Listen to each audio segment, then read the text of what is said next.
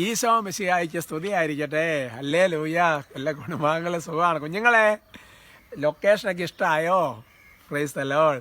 പ്രിയമുള്ള സഹോദരൻ, ഞാൻ ഈ ടോക്ക് കഴിഞ്ഞാൽ പറഞ്ഞതിനെ കുറവലങ്ങാട് കൺവെൻഷനിലായിരിക്കും നിങ്ങളിത് കണ്ടുകൊണ്ടിരിക്കുന്ന ആ സമയങ്ങളിൽ. പ്രത്യേകം ഈ കുറവലങ്ങാട് കൺവെൻഷൻ നിങ്ങൾ എത്തിയില്ലെങ്കിലും ഇവിടെ ചൊരിയുന്നൊരു കൃപയുടെ ഓഹരി നിങ്ങൾക്ക് നിങ്ങളുടെ കുടുംബത്തിനും ഉണ്ടാകട്ടെ. ഒരു ആമേൻ അങ്ങ് പറഞ്ഞ് സ്വീകരിച്ചോ. Price the Lord. യുവജന സുഹൃത്തുക്കളോട് കേട്ടോ, നിങ്ങളിനി കുറവലങ്ങാട് ഇന്നലെ PDM സെൻറ്ററിൽ വിളിച്ച് ബുക്ക് ചെയ്യാനൊന്നും പറ്റിയില്ലെങ്കിൽ നാളെ ശനിയാഴ്ചയാണല്ലോ, രാവിലെ 10 മണി മുതൽ 3 മണി നിങ്ങൾക്കുള്ള ശുശ്രൂഷയാണ്. മിക്കവാറും 100 പേരെ തികഞ്ഞാണ്, ഞാനത് ചോദിച്ചില്ല. പിന്നെ നിങ്ങൾക്ക് ആർക്കെങ്കിലും വരണമെന്നുണ്ടെങ്കിൽ ബുക്ക് ചെയ്തതിൽ സാരമില്ല, അങ്ങ് പോരെ, സൈഡിലേക്ക് ഇരിക്കാം കേട്ടോ. അപ്പോൾ അതുകൊണ്ട് നിങ്ങൾ പ്രത്യേകം ക്ഷണിക്കുകയാണ്. കണ്ട് പ്രാർത്ഥിക്കും. വിശുദ്ധ കുർബാന, ആരാധന, ഡെലിവറൻസ്, വചന ശുശ്രൂഷ, സ്പിരിച്വൽ ഗൈഡൻസ്, എല്ലാ ശുശ്രൂഷകളുണ്ട്. Price the Lord. ഇതൊരു സാക്ഷ്യം വായിക്കാം. കൈകൊണ്ട് അവർ എഴുതി അയച്ചിരിക്കുന്ന സാക്ഷ്യമാണ്. യേശുവേ നന്ദി, യേശുവേ സ്തുതി. എൻ്റെ പേര് ക്രിസ്റ്റി കാഞ്ഞിരപ്പള്ളി എന്ന സാക്ഷി എഴുതുന്നത്. ആദ്യം തന്നെ ഞാൻ ക്ഷമ പറഞ്ഞുകൊണ്ടാണ് സാക്ഷി എഴുതുന്നത്. കാരണം ഈ അനുഗ്രഹം ദൈവം തന്നിട്ട് നാളുകളായി, പക്ഷേ സാക്ഷ്യപ്പെടുത്താൻ ചേർത്ത് താമസിച്ചു പോയി. ക്ഷമ ചോദിക്കുന്നു. എൻ്റെ മോന് കിട്ടിയ ഒരു അനുഗ്രഹമാണ് ഞാനിവിടെ സാക്ഷ്യപ്പെടുന്നത്. എൻ്റെ മോൻ ജനിച്ചപ്പോൾ മുതൽ എക്സിമ എന്ന സ്കിൻ ഡിസീസ് ഉണ്ടായിരുന്നു.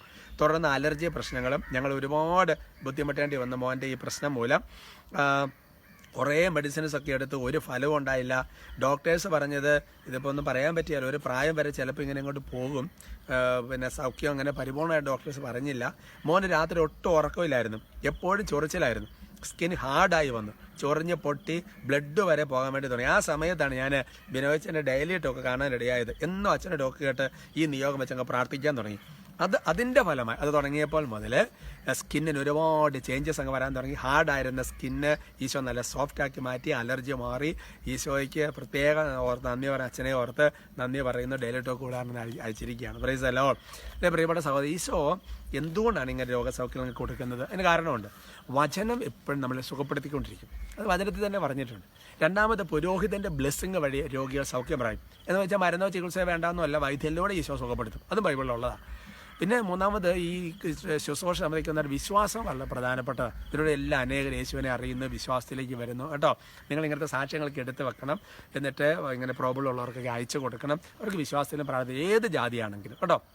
Price the Lord. ഇന്നത്തെ നമ്മുടെ വിഷയത്തിൻ്റെ തലക്കെട്ട് ദൈവം നമ്മെ ഓർത്ത് ഖേദിക്കാറുണ്ടോ എന്നുള്ളത്. 1 സാമുവേൽ 15:11 നിങ്ങൾ 1 സാമുവേൽ 15 മൊത്തം ഒന്ന് വായിച്ചു നോക്കുന്നതല്ല. അവിടെ ദൈവത്തിൻ്റെ വചനം പഠിപ്പിക്കുന്നത് ഇങ്ങനെയാണ്: സാവൂളിനെ രാജാവാക്കിയതിനെ ഓർത്ത് ഞാൻ ഖേദിക്കുന്നു. ദൈവം പറയുക, അവൻ എന്നെ നകലുകയും എൻ്റെ കൽപ്പനകൾ നിറവേറ്റാതിരിക്കുകയും ചെയ്യുന്നു. എൻ്റെ സഹോദരങ്ങൾ, സാമുവേൽ പ്രവാചകനോട് ദൈവം പറയുന്നൊരു സെൻറ്റൻസാണ്.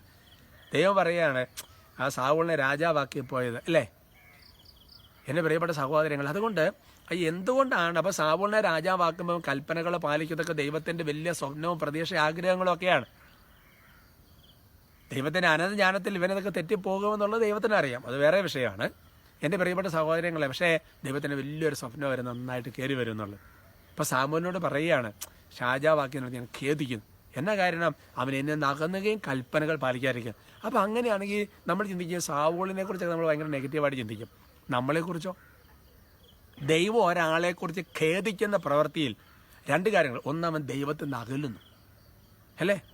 നോക്കിയേ, നമ്മുടെ ഇന്ന് വരെയുള്ള നമ്മുടെ കഴിഞ്ഞ കാലങ്ങളിലെ പ്രാർത്ഥന, ഇന്നിൻ്റെ പ്രാർത്ഥന ജീവിതമൊക്കെ നോക്കിയേ, ശരിക്കും ഭയങ്കര തീക്ഷ്ണം നിന്ന് അകന്നകന്ന് പോകുന്നുണ്ടെന്ന് ചിന്തിച്ച് നോക്കിയേ. 2, ദൈവം പറയുന്ന കൽപ്പനകൾ, വചനങ്ങൾ, തിരുസഭയുടെ നിറവേറ്റാതിരിക്കുന്നു. അപ്പോൾ ദൈവം ഖേദിക്കുകയാണ്, ദൈവം വിഷമിക്കുക, ദൈവം സങ്കടപ്പെടുകയല്ലേ അല്ലേ. ഇത്രയും ഭയാനകമായൊരു സ്ഥിതിയാണ് എൻ്റെ സഹോദരങ്ങളെ.